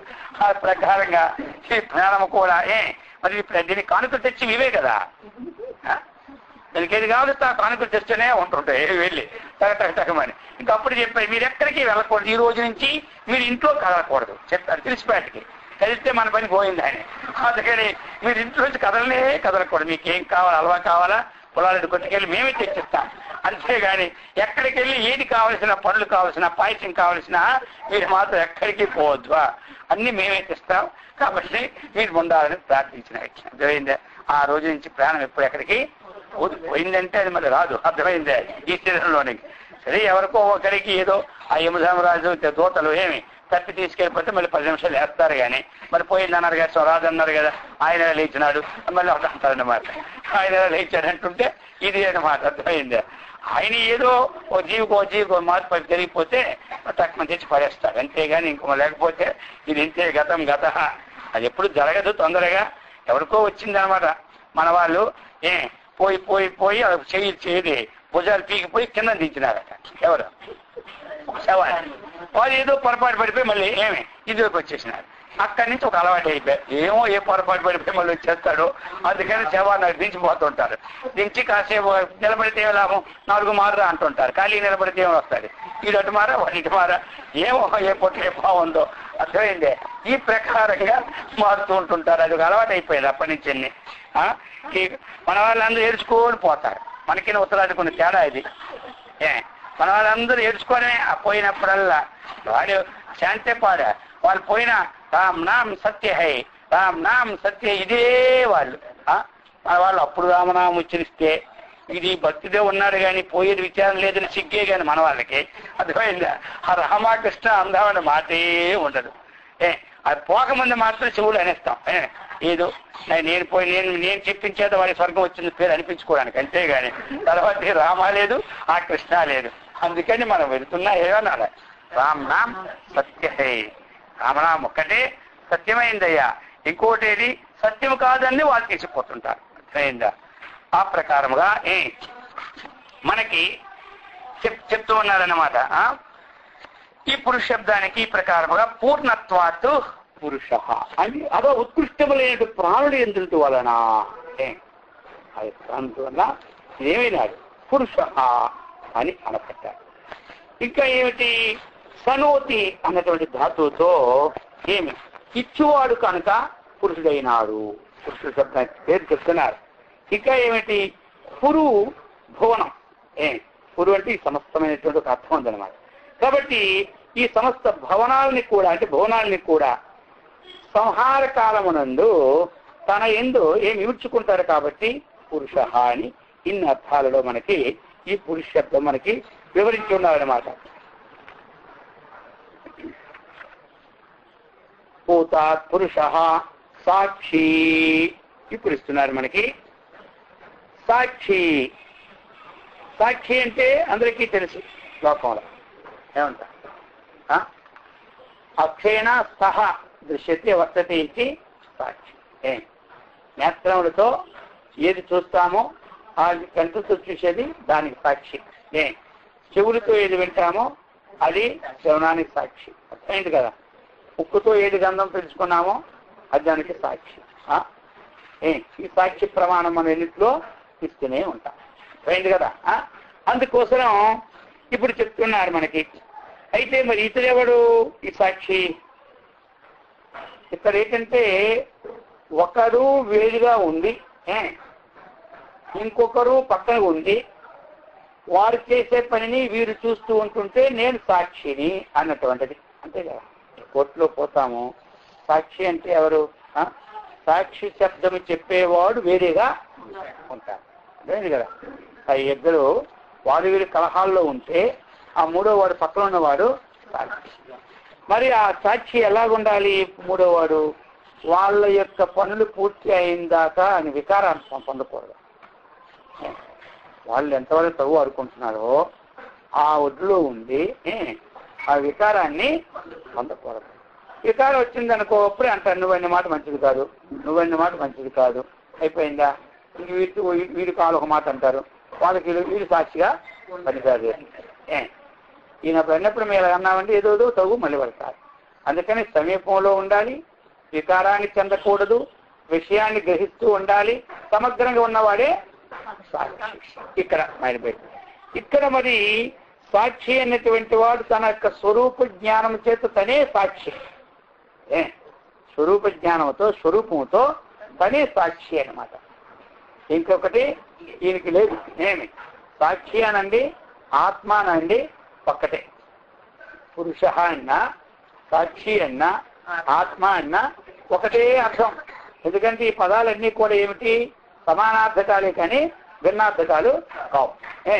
కాబట్టి ఒకసారి పరమాత్మ గుర్తులేదు అనుకోండి, హే సాక్షి, హే సాక్షి అయినా సరే అదేమిటి? సర్వకాల సర్వావస్థలందు సాక్షి. మనం జాగ్రత్త కాలంలో సాక్షి ఉండగలం, కానీ పడుకుంటుంది మనం సాక్షిగా ఉండలేం. నిద్రపోయి తింకే సాక్షి. అది ఆ ప్రకారంగా జాగ్రత్త, స్వప్న, సుషుప్తి కాలములు ఎందుకు కూడా ఆ 3 కాలముల్లో ఒక జాగ్రత్త నుంచి ఒక స్వప్నానికి మారినటువంటి మధ్య ప్రదేశం ఎందుకు కూడా అనుశ్రోతమై ఉన్నటువంటి వాడు అతడు సాక్షి. ఆ సాక్షికి పక్షపాతం అంటూ ఉండదు. లోకంలో ఉన్న సాక్షులకి ఏదో ఒక కారణంగా బంధువనో, లేకపోతే వాత్సల్యమనో, లేకపోతే శిష్యుడనో, లేకపోతే గురువనో ఏదో ఒకటి ఉంటుంది ఎక్కడ లోకంలో ఉన్నటువంటిది. ఆయనకేమి ఆయనకి చిన్నవాడిని ఉండదు, పెద్దవాడిని ఉండదు. ఈ ప్రకారముగా ఏకముగా వికాల రహితముగా స్వస్వరూప జ్ఞానంతోనే ఉన్నవాడు ఆ సాక్షి అనమాట. కాబట్టి ఎక్కడా కూడా వ్యవధానం లేకుండా సూచేవాడు సాక్షి. తర్వాత అధ్యక్షుడు అన్నాం. అధ్యక్షుడు అంటే అర్థం ఏమిటి? అంతా చక్కగా చూసుకున్నవాడు అనమాట అధ్యక్షుడు అనమాట. ఆ సార్ వ్యవధానం ఉంటే మళ్ళీ సాక్షి అవరు.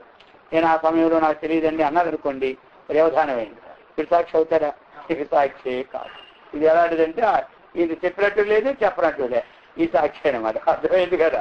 అక్కడికి వెళ్ళి ఏమయ్యా అంటే ఆ సమయంలో మాత్రం నాకు తెలియదండి, వాడి సమయం ఎందుకు, ఏ సమయం చెప్పాలి, ఆ సమయం కదా చెప్పాలి. వాడు వీడు కొట్టుకొని వెళ్ళిపోయిన తర్వాత నువ్వేం చెప్పగలవు?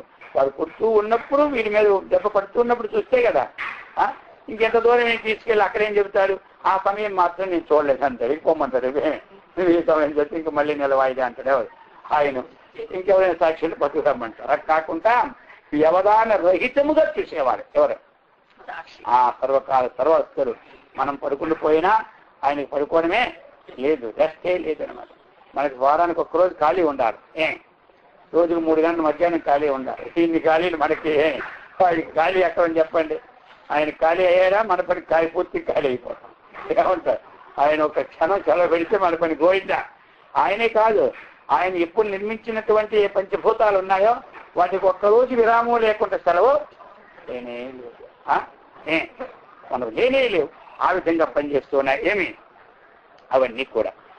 అందుచేత ఇక్కడ మనకి పురుష సాక్షి క్షేత్రజ్ఞో అక్షరైవచ చెప్తున్నారు. ఇప్పుడు మనకి సాక్షి అనమాట. సాక్షాత్ అవ్యవధానేన స్వరూపబోధేన ఏక్షతే పశ్యతి సర్వమితి సాక్షి అంటే సాక్షాత్ ద్రష్టరి సంజ్ఞాయాం ఇది పానిన వచనం.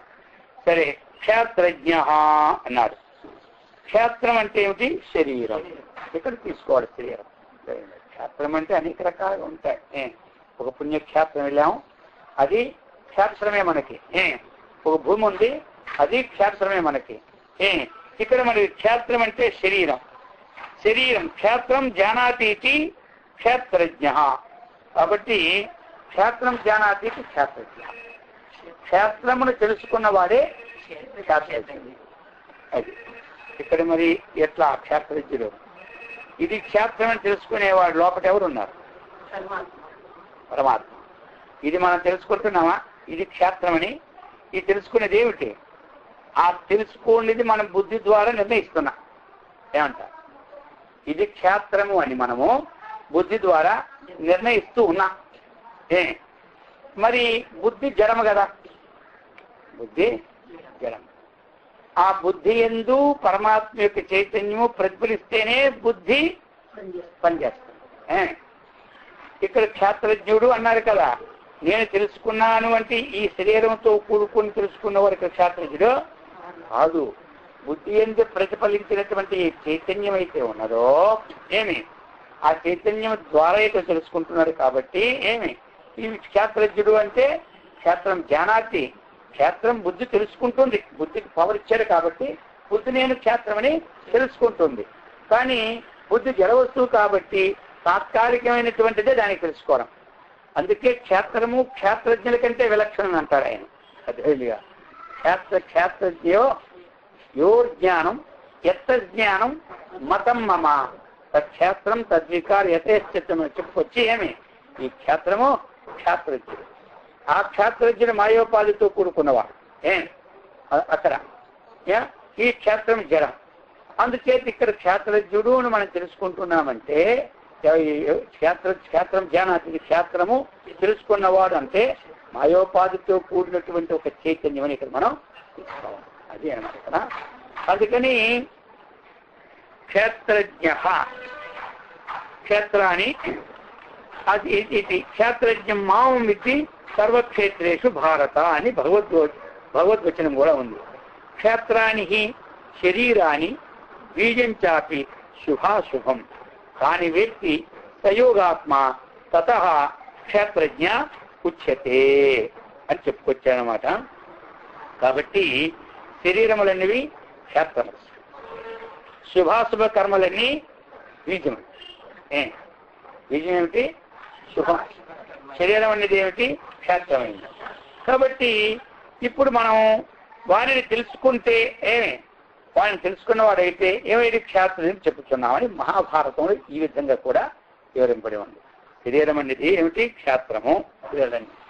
ఈ శుభాశుభ కర్మలన్నీ ఏమిటి? మరి ఈ క్షేత్రంలో కదా మనం భూమిలోనూ ఉద్భవించిందే మనం అనుభవిస్తూ ఉన్నాం. మరి ఈ క్షేత్రంలో ఏది ఉద్భవిస్తుందో అది దీని ద్వారానే మనం అనుభవిస్తున్నాం.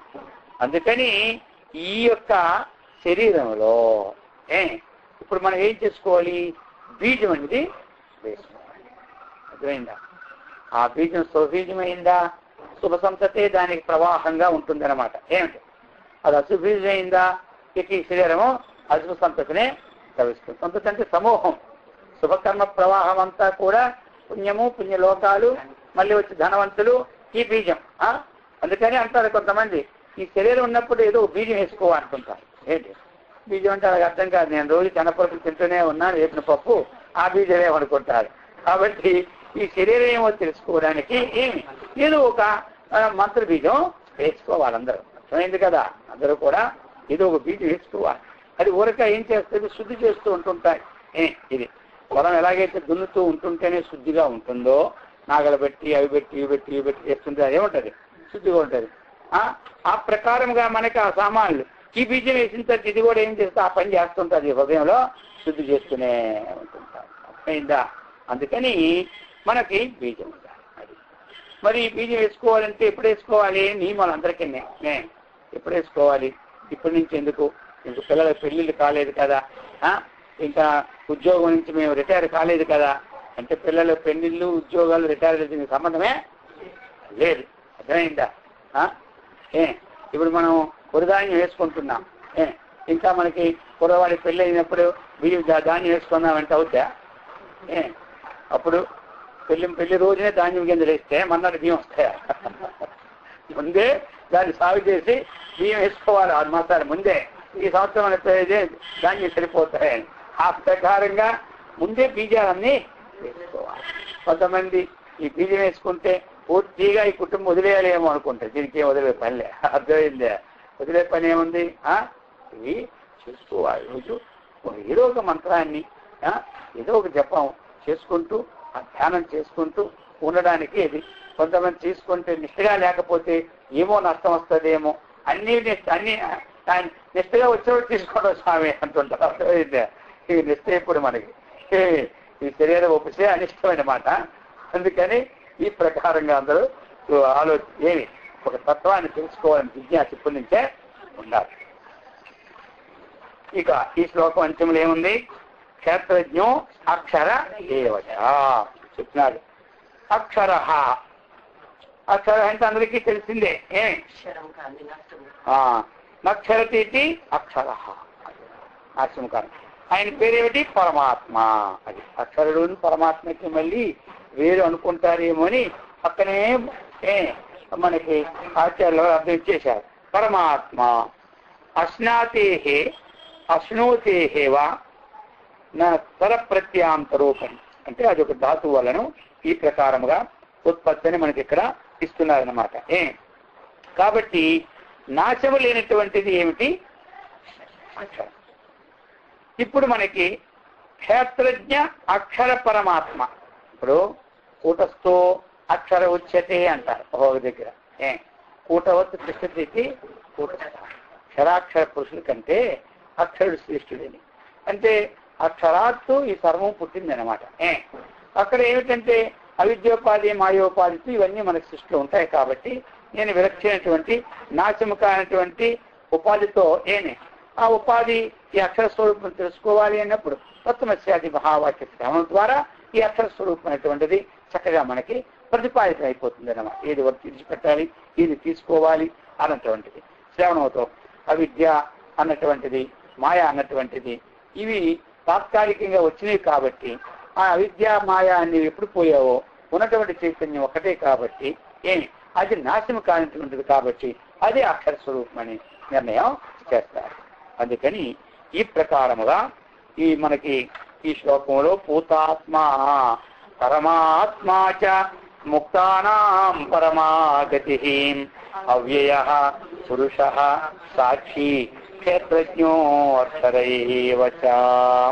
ఈ ప్రకారముగా మనం ఈ క్షరాక్షర పురుషుల కంటే విలక్షణటువంటి ఆ పురుషత్వాన్ని చక్కగా సంపాదించుకుంటూ ఆ పూర్ణత్వాన్ని చక్కగా సంపాదించుకునే శక్తిని, అటువంటి సత్కర్మ నిష్టను, భగవద్భక్తిని, ఆత్మవిజ్ఞాన సంపత్తిని మనకి ఆ గురుదేవులు శ్రీకృష్ణ పరమాత్మ ఇచ్చి సదా రక్షించుగాక. ఓం సహనావతు సహనౌ భునక్తు సహ వీర్యం కరవావహై తేజస్వినావధీతమస్తు మా విద్విషావహై. ఓం శాంతి శాంతి శాంతి. హరి ఓం తత్సత్తు.